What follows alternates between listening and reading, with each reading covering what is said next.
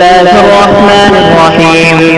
الحمد لله رب العالمين، والصلاة والسلام على سيد الأنبياء والمرسلين وعلى آله وصحبه أجمعين. أما بعد، فإن أصدق الحديث كتاب الله، وأحسن الهدي هدي محمد صلى الله عليه وسلم، وخير الأمور عبادها، وشر الأمور محدثاتها، وكل محدثة بدعة، وكل بدعة ضلالة، وكل ضلالة في النار.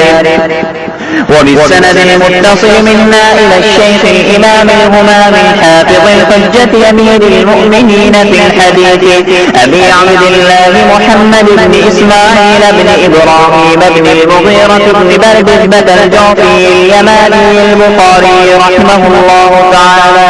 اللهم انفعنا وارفعنا بعلومهم وعلومكم أجمعين، آمين يا رب العالمين. أنه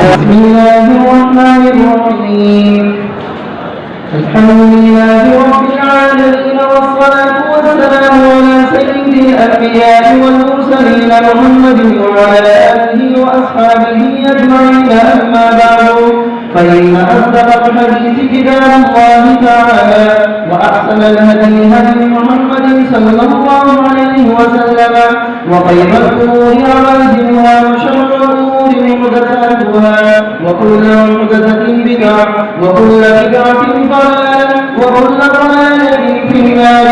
وبالسند المتصل منا إلى الشيخ الإمام الهمام الحافظ الحجة أمير المؤمنين في الحديث أبي عبد الله محمد بن إسماعيل بن إبراهيم بن المغيرة بن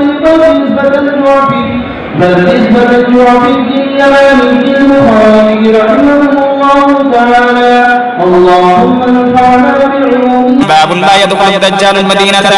وبه قال حدثنا أبو اليماني قال أخبرنا شعيب بن الزهري قال حدثني عبيد الله بن عبد الله بن عتبة بن مسعود أن أبا سعيد رضي الله تعالى عنه وعنهم قال حدثنا النبي صلى الله عليه وسلم يوما حديثا طويلا عن الدجال، فكان فيما يحدثنا به أنه قال يأتي الدجال وهو محرم عليه أن يدخل ركاب المدينة، فينزل بعد الصباح التي تلي المدينة، فيخرج إليه يومئذ رجل وهو خير الناس قال من خيار الناس، فيقول أشهد أنك الدجال الذي حدثنا رسول الله صلى الله عليه وسلم حديثه، فيقول الدجال أرأيت إن قتلت هذا ثم أحييته هل تشكون في الأمر؟ فيقولون لا، فيقتله ثم يحيي، فيقول وطما والله ما كنت فيك أشد بصيرة مني اليوم، فيريد الدجال أن يقتله فلا يسلط عليه.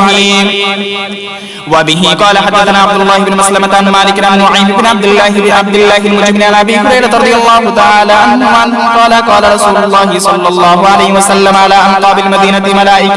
بسم الله الرحمن الرحيم. الحمد لله رب العالمين، والعاقبة للمتقين، والصلاة